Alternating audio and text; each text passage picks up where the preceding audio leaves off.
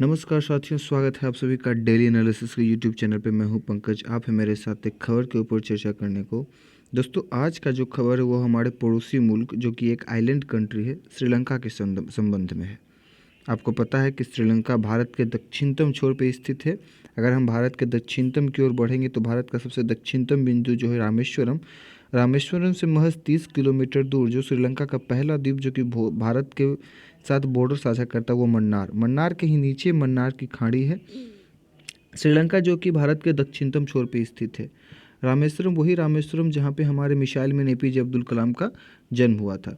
तो देखिए, श्रीलंका के बारे में हम लोग डिस्कस आज इसीलिए कर रहे हैं क्योंकि श्रीलंका अपने आप को दिवालिया घोषित कर चुका है। दिवालिया घोषित तभी कोई देश करता है जब वो एक्सेसिव लोन ले लेता है। मीन्स जितना उसका औकात है, औकात से ज़्यादा वो पैसा अदर कंट्री से ले लेता है, और जब उसको रिपे करने का, जब किस्त भरने का मौका आता है तो बोलता है कि मेरे पास तो पैसा ही नहीं, हम इतना पैसा रिपे कर ही नहीं पाएंगे तो कैसे करें। तो जब आप पैसा किसी से ले लो और वापस से आप उसकी भरपाई ना कर पाओ तो इस हालत में वो देश अपने आप को दिवालिया घोषित कर लेता है।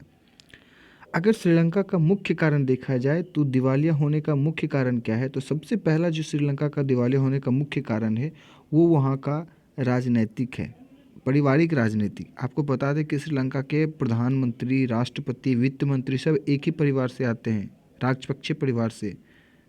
जी हाँ, अभी तो श्रीलंका के जो प्रेसिडेंट हैं वो रानिल विक्रमसिंघे हैं। उनसे पहले जो वहाँ के प्रेसिडेंट थे, प्राइम मिनिस्टर थे, सब राजपक्षे परिवार के थे। गोटाबाई राजपक्षे हो गए, महिंद्रा राजपक्षे हो गए। महिंद्रा राजपक्षे वहाँ के प्रधानमंत्री थे, गोटाबाई राजपक्षे वहाँ के प्रेसिडेंट थे। जब महंगाई हद से ज़्यादा वहाँ पे बढ़ चुकी थी, आपको बता दें कि भारत में तो सिर्फ 7% महंगाई दर है, तो भारत के लोग सड़क पे बीते दिन आते रहते हैं, तरह तरीके से सरकार के खिलाफ अपने आंदोलन निकालते रहते ताकि महंगाई को कम करो, कम करो, कम करो। श्रीलंका के बारे में सोचिए, श्रीलंका में महंगाई दर 60% से भी ज़्यादा है। तो वहाँ के लोगों का जब हद से ज़्यादा महंगाई बढ़ गया तो उन्होंने रोड पे आना स्टार्ट कर दिया। गोटाबाई राजपक्षे के खिलाफ उन्होंने आंदोलन लगाना शुरू किया। उन्होंने एक स्लोगन वहाँ पे ट्रेंड में चला, गो गोटा गो। लास्ट में ऐसा हालत आ गया कि श्रीलंका के जो प्रेसिडेंट थे गोटाबाई राजपक्षे को श्रीलंका छोड़ कर करके भागना पड़ा।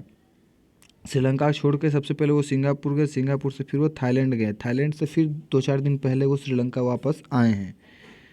तो एक तरीके से परिवारवाद का राजनीति, तमाम तरीके का पॉलिटिकल भ्रष्टाचार जो वहाँ पे हुआ था, ये सभी, और श्रीलंका की कुछ नीतियाँ और साथ साथ में कोविड-19, ये तमाम जो कारण बने वो श्रीलंका को बर्बाद कर दिया। तो श्रीलंका का बर्बादी का कारण, एक अहम कारण जो है वो हम्बनटोटा पोर्ट भी है। तो चलिए, हम्बनटोटा पोर्ट और श्रीलंका कैसे बर्बाद हुआ, इसका क्या कनेक्शन है, इसके बारे में पूरी तरीके से हम लोग जानते हैं। देखिए, श्रीलंका जो है एक बहुत ही नेचुरल फ्रेंडली कंट्री है। वहाँ में बहुत अच्छे नेचुरल ब्यूटी काफ़ी अच्छे वहाँ पे हैं। श्रीलंका एक आइलैंड कंट्री होने के कारण वहाँ चारों तरफ बीचेस हैं। तो श्रीलंका का जो सबसे ज़्यादा अर्थव्यवस्था जिसके ऊपर टिकी हुई थी वो वहाँ की टूरिज़्म पे स्थित थी। मीन्स विदेश से लोग क्या करते थे, श्रीलंका आते थे, वहाँ पे श्रीलंका में घूमते थे, नेचुरल ब्यूटी का आनंद लेते थे, बीच पे बैठ के धूप सेकते थे और खूब सारा पैसा श्रीलंका में इन्वेस्ट करते थे, जिससे क्या होता था कि श्रीलंका का फॉरेन एक्सचेंज हमेशा भरा पड़ा रहता था डॉलर से। आपको पता है कि डॉलर बहुत ही महत्वपूर्ण होता है किसी भी फॉरेन एक्सचेंज में। मीन्स विदेशी मुद्रा भंडार में फॉरेन डॉलर का ही महत्व दिया जाता है, क्योंकि डॉलर आजकल जो ग्लोबल करेंसी है वो डॉलर ही चलता है। तो श्रीलंका एक टूरिज़्म कंट्री होने के कारण क्या था कि श्रीलंका में टूरिज़्म सेक्टर से बहुत सारा कमाई होता था।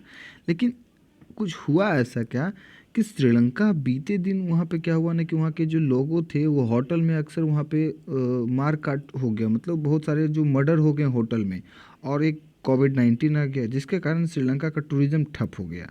तो श्रीलंका का टूरिज़्म ठप होने के कारण वहाँ का जो आर्थिक स्थिति था वो चरमरा गई। एक तो पहले श्रीलंका का आर्थिक स्थिति चरमरा गई थी, इसके बारे में हम लोग जानेंगे। पहले श्रीलंका का हम लोग कुछ मैप देख लेते हैं। ये देखिए, श्रीलंका का मैप आपके सामने है। श्रीलंका जो कि भारत के दक्षिणतम में स्थित है, जिसकी की राजधानी कोलंबो है। आप इस मैप में देखिए तो श्रीलंका की राजधानी कोलंबो है। अभी जो फिलहाल में जो श्रीलंका की राजधानी है वो महिला जवर्धनपुरे है, वो जस्ट इसके नीचे है। आपको बता दें कि श्रीलंका में जो हम्बनटोटा पोर्ट है वो देखिए श्रीलंका के दक्षिणतम में स्थित है। श्रीलंका के दक्षिणतम में स्थित जो पोर्ट है वो हम्बनटोटा पोर्ट है। और एक ट्रिंकोमाली आपको दिख रहा होगा यहाँ पे। तो ट्रिंकोमाली जहाँ पे कि ऑयल डिपो है। ऑयल डिपो का मतलब क्या होता है कि यहाँ पे वर्स्ट सिचुएशन, यहाँ पे एक तरीके से पेट्रोलियम को यहाँ पे स्टोर करके रखा जा सकता है। बड़े बड़े टैंकर यहाँ पे हैं ज़मीन के अंदर, जहाँ पे पेट्रोल को इमरजेंसी सिचुएशन के लिए यहाँ पे ब्रिटिश लोग यहाँ पे छुपा कर करके रखा करते थे। भारत ने इसे लीज पर ले लिया है। ट्रिंकोमाली की का जो ऑयल डिपो है उसे चाइना इसे लेना चाह रहा था, लेकिन भारत का एक बहुत बड़ी डिप्लोमेसी जीत हुई श्रीलंका के ऊपर, जो कि ट्रिंकोमाली भारत के हाथों लग गया। तो ये श्रीलंका का है। श्रीलंका का कोलंबो पहले, अभी तो अब इससे पहले जो राजधानी श्रीलंका का था वो कोलंबो था। कोलंबो से पहले जो राजधानी श्रीलंका का था वो कैंडी था। कैंडी से भी पहले जो श्रीलंका का राजधानी था वो अनुराधापुर था। तो ये श्रीलंका का राजधानी हमेशा चेंज होते रहा है। तो चलिए हम जानते हैं कि श्रीलंका का हम्बनटोटा पोर्ट जो है इसके बारे में जानते हैं, और श्रीलंका का कैसे हम्बनटोटा पोर्ट इतना बड़ा एक तरीके से श्रीलंका को सेटबैक दे गया। देखिए ये बात है, आपको पता है कि दुनिया 2 विश्व युद्ध लड़ चुकी है, वर्ल्ड वार फर्स्ट और world war second. World war first जो कि 1916 से लेकर 1918 तक लड़ी गई थी। दूसरा 1939 से लेकर 1945 तक लड़ी गई थी। जब दूसरा विश्व युद्ध समाप्त हुआ, दूसरा विश्व युद्ध समाप्त कैसे हुआ, तो अमेरिका ने 2 एटॉमिक बम, परमाणु बम जो कि जापान पे दाग दिए। जापान आपको यहाँ दिख रहा होगा। अमेरिका ने 2 एटॉमिक बम जापान के ऊपर दाग दिया। और आपको बता दें कि जब वर्ल्ड वार सेकेंड जब चल रहा था तो रशिया और अमेरिका दोनों एक साथ होकर लड़ रहे थे, लेकिन अमेरिका ने रशिया को नहीं बताया था कि हम इतना बड़ा विध्वंसक हथियार बना लिए हैं जो कि एक बार में किसी देश को तबाह कर सकता है। तो बिना रशिया को बताए हुए अमेरिका ने जापान के ऊपर लगातार हिरोशिमा और नागासाकी पे क्या कर दिया, परमाणु बम से अटैक कर दिया, जिसके कारण क्या हुआ, पूरा जापान बर्बाद हो गया और वर्ल्ड वार सेकेंड भी समाप्त हो गया। लेकिन इसके बाद जो स्टार्ट हुआ वो कोल्ड वार हुआ। कोल्ड वार जो कि 1945 से लेकर 1961 तक चला। ये वॉर जो था वो अपने आप को बड़ा दिखाने के चक्कर में ये वॉर हुआ, और ये डायरेक्टली रूप से ना तो रसिया लड़ रहे थे ना तो अमेरिका लड़ रहे थे। ये दोनों मिल के किसी तीसरे देश में जाकर करके वहाँ के अपने अपने सैनिकों को भेज कर करके वहाँ के लोकल को लड़वा रहे थे, जिसमें से बेचारा बलि चढ़ गया अफ़गानिस्तान में रशिया 10 साल शासन किया। उसके बाद फिर अमेरिका वहाँ पे 20 साल शासन किया। लास्ट में 2020 में अमेरिका भी अफ़गानिस्तान को छोड़ करके चला गया, लेकिन अभी भी रसिया वहाँ पे अपना सैन्य अड्डा बनाए हुए है। तो जब ये कोल्ड वार चल रहा था, शीत युद्ध चल रहा था, तो रसिया, देखिए रसिया क्या एक ठंडा प्रदेश है, तो रसिया का ऊपरी सतह बर्फ़ से ढक जाता था। तो रसिया जो अफ़गानिस्तान में जो व्यापार करता था या फिर अफ़गानिस्तान में अपने सोल्जर को भेजता था, उसका जो रूट था वो इस तरह से घूम के जाना पड़ता था उसको, इस तरीके से घूम के जाना पड़ता था। तो इस तरीके से घूम के जाना पड़ता था। इसी संदर्भ में अमेरिका जो था वो धाक लगाए हुए था। श्रीलंका का इकोनॉमिकल कंडीशन सही नहीं था। श्रीलंका का इकोनॉमिकल कंडीशन नहीं होने के कारण अमेरिका ने श्रीलंका के ऊपर अपने आप को दबदबा दिखाने के लिए बोला श्रीलंका को, देखो तुम्हारा स्थिति इकोनॉमिकल कंडीशन सही नहीं है, हम तुमको कुछ पैसा दे देते हैं और तुम हमको अपने ऊपर रेडियो ट्रांसमिशन स्टेशन बैठाने की अनुमति दे दो। ऐसा अमेरिका ने बोला। अब ऐसा अमेरिका क्यों कर रहा था? क्योंकि अमेरिका ऐसा इसलिए कर रहा था कि अगर श्रीलंका पे अपना रेडियो स्टेशन अमेरिका बैठा देगा तो इस रूट से जब रसिया अपना जहाज़ को, युद्धपोत को जब भेजेगा तो रसिया को अमेरिका को क्या पता चल जाएगा, और अब पहले से ही अमेरिका यहाँ पे क्या कर देगा, अपना युद्धपोत तैनात कर देगा। तो ये एक तरीके से ये वहाँ पे डिप्लोमेसी अमेरिका ने श्रीलंका के ऊपर जताया और श्रीलंका मान गया। उसको पैसा का ज़रूरत था तो श्रीलंका अमेरिका से पैसा लेकर करके हम्बनटोटा पोर्ट जो कि दक्षिणतम में स्थित है, आपको पता है हम्बनटोटा पोर्ट जो कि दक्षिणतम पे स्थित है, आपको दिख रहा होगा यहाँ पे हम्बनटोटा पोर्ट जो कि श्रीलंका की हुई दक्षिणतम में स्थित है। वहाँ पे अमेरिका ने अपना एक रेडियो स्टेशन खोला, जिसके कारण रूस हो गया नाराज़। अब रूस जब नाराज़ हो गया तो भारत को बोला, रूस क्या कर रहे हैं भाई साहब, ऐसे कैसे होगा, आपका पड़ोसी देखिए हमको तंग कर रहा है। तब यहाँ पे क्या हुआ, एक संगठन का जन्म हुआ। वो संगठन LTTE एलटीटीई जो था वो श्रीलंका में तबाही, मेजर तबाही का कारण बना, जो कि जिसका कि पूरा फुल फॉर्म होता है लिबरेशन टाइगर ऑफ तमिल एलेमा, जिसके कि जो चीफ थे वो थे प्रभाकरन। वो क्या किया, अपना एक संगठन बनाया, और ये इतना खतरनाक संगठन था, इसके पास खुद की अपनी आर्मी थी, खुद का एयरफोर्स था, खुद का नेवी था, तीनों सेना इसके पास थी। इसके पास इतना ज़्यादा फाइटर जेट था, इतना ज़्यादा इसके पास आर्मी के पास वेतन था, जितना कि श्रीलंका के सरकार के पास भी नहीं था। तो एक तरीके से लिबरेशन टाइगर ऑफ तमिल इलेमा जब वहाँ पे फॉर्म हो रहा था प्रभाकरन के अंडर में, तो इसको सपोर्ट जो दिया जा रहा था वो रशिया के द्वारा दिया जा रहा था, और भारत भी अपना आंख बंद कर करके बैठ चुका था, क्योंकि भारत हमेशा रशिया का पक्षधर रहा है और आज भी रशिया का ही पक्षधर है। तो जब लिबरेशन टाइगर ऑफ तमिल इलेमा जो था, जो कि क्योंकि इसका बनने का कारण एक और था ना, कि श्रीलंका में जो है दो प्रकार के वहाँ पे जो लोग पाए जाते हैं, वहाँ के जो लैंग्वेज है दो, एक संघाली है और एक जो वहाँ पे तमिल बोलते हैं। तो श्रीलंकन तमिल के ऊपर संघाली का वर्चस्व बड़ा ज़्यादा था। तमिल को लोग वो हीन निगाहों से देखते थे, और तमिल के ऊपर हमेशा वो लोग बुरी बर्ताव करते थे, जिसके कारण लिबरेशन टाइगर ऑफ तमिल इलेमा का फॉर्मेशन हुआ। और इतना ज़्यादा ये अपना तमिल इलेमा इतना खतरनाक ये हो गया कि लगभग आधे से ज़्यादा श्रीलंका को ये क्या कर लिया, अपने अंदर ले लिया। ये अपना एक अलग ही देश समझता था, जिसका कैपिटल उन्होंने त्रिंकोमाली को बना लिया था। ट्रिंकोमाली, वही ट्रिंकोमाली जहाँ पे ऑयल डिपो है, जिसे भारत ने लीज पे ले लिया श्रीलंका से। और इसका जो लगभग टोटल एरिया था श्रीलंका का 21,952 किलोमीटर स्क्वायर एरिया अपने अंडर में कर लिया था। इसका टोटल पॉपुलेशन जो था लगभग 3 करोड़ से ज़्यादा पॉपुलेशन को इसने अपने अंदर ले लिया था। और इसका जो semi presidential Republic language Tamil के टाइप में इसका ये चल रहा था। इसका कैपिटल उन्होंने त्रिंकोमाली को बना लिया था। तो इस तरीके से एलटीटीई जो था वो पूरी तरीके से श्रीलंका पे हावी हो गया था। श्रीलंका की सरकार अस्तव्य थी। तो जब ये एलटीटीई का ज़्यादा प्रकोप बढ़ने लगा, ज़्यादा एरिया कैप्चर करने लगा, तो श्रीलंका भारत के पास पहुंची। उसने बोला कि देखो भाई साहब, अब तो हम बर्बाद हो जाएंगे, मदद करो मेरा। तो श्रीलंका बोला कि सबसे पहले वो जो तुम हम्बनटोटा पोर्ट पे अमेरिका को जो तुम रेडियो स्टेशन लगाने दिए हो, उससे चाइना हो गया, उससे रसिया हो गया नाराज, उसको हटाओ। तो श्रीलंका ने फिर उसको हटाया, वहाँ से उसका रेडियो स्टेशन को वहाँ से हटवाया। तब जाके भारत ने अपना इंडियन आर्मी को यहाँ पे भेजा, और वहाँ के जो एलटीटी था, एलटीटी को वहाँ पे न्यूट्रलाइज़ किया। और न्यूट्रलाइज़ करने के बाद वहाँ के जो चीफ थे एलटीटी के, प्रभाकरन, उसे मार दिया गया। इसका जो देखिए, इसका जो भारत को खामियाजा चुकाना पड़ा।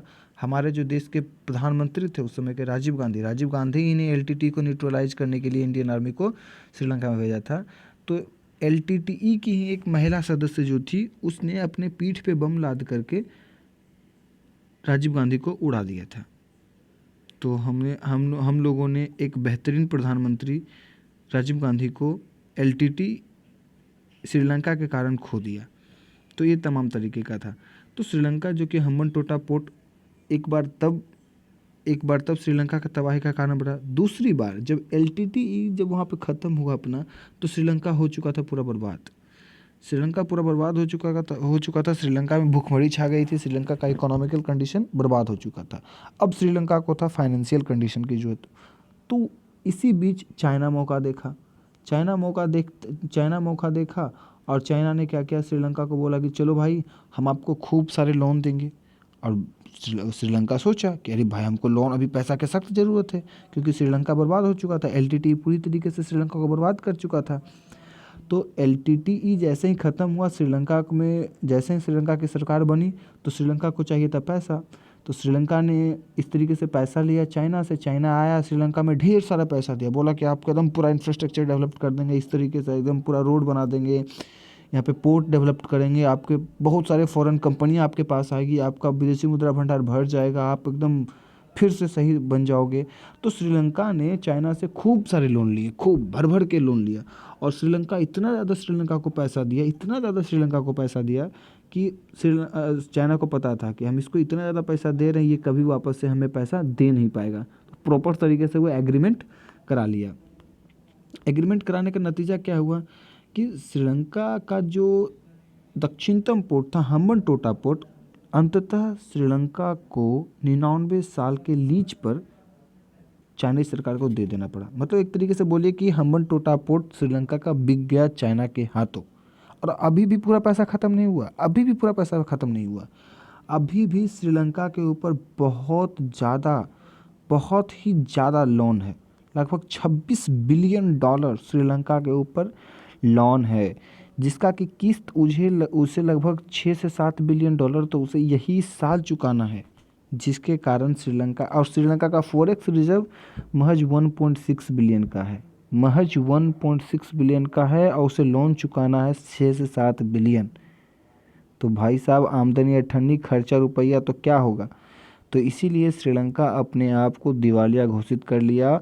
और श्रीलंका का जो इकोनॉमिकल कंडीशन है वो पूरी तरीके से चौपट होगा। एक तरीके से तो टूरिज्म उसका ठप हो गया कोविड के कारण, और वहाँ के पॉलिटिकल जो थे राजनेता थे उसके कारण, और कुछ नीति के कारण भी श्रीलंका पूरी तरीके से बर्बाद हो गया। वहाँ पे आपको जानकर हैरान है, वहाँ दूध लगभग 1,000 रुपये लीटर बिक रहा है, वहाँ पे आलू 600 रुपये केजी बिक रहा है। ये स्थिति है श्रीलंका की।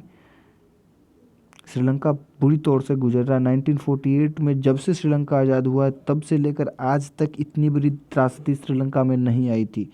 भारत ने फिलहाल श्रीलंका को लगभग 968 मिलियन डॉलर का लोन श्रीलंका को अब तक दे चुका है, ताकि वो अब ये जो कंडीशन है इससे श्रीलंका उठ सके। और बहुत तरीके का मानवीय जो है सहायता श्रीलंका को प्रदान की जा रही है भारत के द्वारा, ताकि समय समय पर हमारे जो सरकारी कंपनी है इंडियन ऑयल कॉरपोरेशन लिमिटेड, वो श्रीलंका को ऑयल प्रोवाइड करा रही है। भारत सरकार ने लगभग 968 मिलियन डॉलर अब तक श्रीलंका को लोन दे चुकी है। फिर चाइना ने 945 मिलियन डॉलर का उसे लोन दिया है। फिलहाल अभी IMF के भी द्वारा भी 1.6 बिलियन डॉलर का लोन श्रीलंका को दिया गया है। तो देखिए, विदेशी मुद्रा भंडार जो श्रीलंका का एकदम खाली हो चुका है, वो इतना इम्पॉर्टेंट क्यों है, विदेशी मुद्रा भंडार इतना ज़रूरी क्यों है। देखिए, कारोबार करने के लिए विदेशी मुद्रा भंडार का बहुत ही ज़्यादा ज़रूरी है, क्योंकि दुनिया भर में अमेरिकी डॉलर का वर्चस्व है। अगर आपको बता दें कि ग्लोबल करेंसी कौन सा है, तो दुनिया में सभी जगह कौन सा करेंसी कॉमन है, तो वो डॉलर है। दुनिया में एक देश से आप देखिए, आप अपने देश में तो आपका जो लोकल करेंसी है वो चलेगा, लेकिन आप अगर दूसरे देश में अगर हमारा जो इंडियन रुपीज़ है, इंडियन रुपीज़ को अगर हम चाहेंगे कि अमेरिका में इंडियन रुपीज़ को इन्वेस्ट करें तो वो नहीं चलेगा, क्योंकि वहाँ का करेंसी अलग है। तो पूरी दुनिया में जो ग्लोबल करेंसी है, जो कि वैसा करेंसी जो कि पूरे दुनिया में कहीं भी चल सकता है, तो वो डॉलर ही है। इसीलिए विदेशी मुद्रा भंडार में डॉलर होना महा ज़रूरी है। इसलिए विदेशी मुद्रा भंडार में डॉलर होना एकदम ज़रूरी है। आपको बता दें कि दुनिया का लगभग 85% जो कारोबार होता है वो अमेरिकी डॉलर में ही होता है।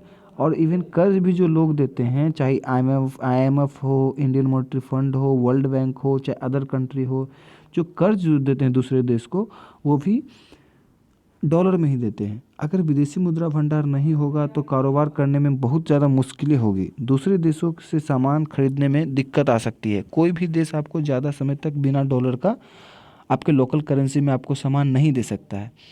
अगर हम अपने देश के बारे में बात करें कि हमारा देश का विदेशी भंडार कितना है, तो रिजर्व बैंक ऑफ इंडिया के अकॉर्डिंग दिसंबर 2021 तक भारत का जो विदेशी मुद्रा भंडार था लगभग 47.07 लाख करोड़ रुपए का विदेशी मुद्रा भंडार था। वहीं मार्च 2021 में ये जो मुद्रा था घट करके 42.18 लाख करोड़ हो चुका था।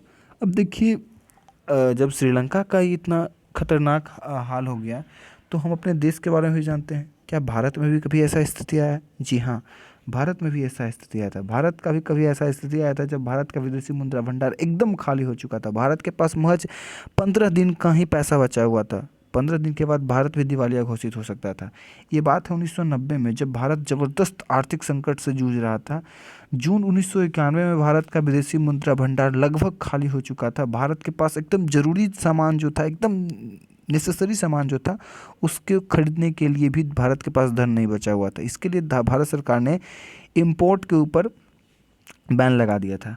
भारत को IMF के द्वारा 1.67 अरब डॉलर का लोन भी दिया गया था, लेकिन ये कहते नहीं ऊँट के मुंह में जीरा, वही हाल था। इतने बड़े देश में 1.67 अरब डॉलर से क्या होगा। आपको पता है कि श्रीलंका को हाल ही फिलहाल में भारत IMF के तरफ से 1.6 अरब डॉलर का लोन दिया गया था, जो कि बहुत ही छोटा है।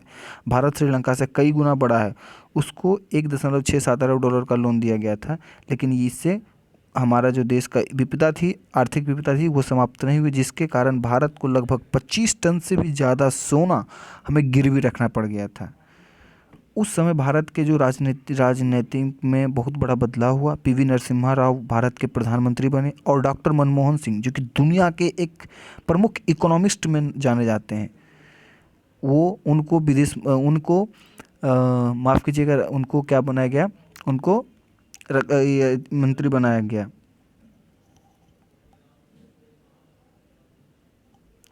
डॉक्टर मनमोहन सिंह को वित्त मंत्री बनाया गया। और डॉक्टर मनमोहन सिंह को जब वित्त मंत्री बनाया गया तो वो एक बहुत बड़े इकोनॉमिस्ट थे। उनकी कई किताबें आज ऑक्सफोर्ड जैसे यूनिवर्सिटी में उनका बुक चलता है वहाँ पे। तो इतने बड़े इकोनॉमिस्ट को जब वित्त मंत्री बनाया गया तो उन्होंने कई ऐसे स्टेप लिए जिसके कारण भारत का जो आर्थिक स्थिति था उसमें सुधार आया और भारत अंततः अपने आर्थिक में अपने विदेशी मुद्रा भंडार में डॉलर को जुटा पाया। आज स्थिति ऐसा है कि भारत दुनिया का 5वां सबसे बड़ा आर्थिक कंट्री है। भारत आज दुनिया में सबसे बड़ा आर्थिक जिसके पास है विदेशी मुद्रा भंडार है, वो भारत के पास है। तो ये थे इस सेशन में। आपको आशा करता हूँ कि आपको ये सेशन अच्छा लगा होगा। क्यों हम्बनटोटा पोर्ट के कारण श्रीलंका एक बार नहीं 2 बार बिक चुका है। एक बार एलटीटी के हाथों, दूसरी बार चाइना के हाथों। तो आपको आशा करता हूँ ये सेशन अच्छे से समझ में आया होगा। ये सेशन अगर आपको समझ में आया तो हमारे वीडियो को लाइक करें, शेयर करें और चैनल पर न्यू है तो सब्सक्राइब जरूर से ज़रूर करें। धन्यवाद।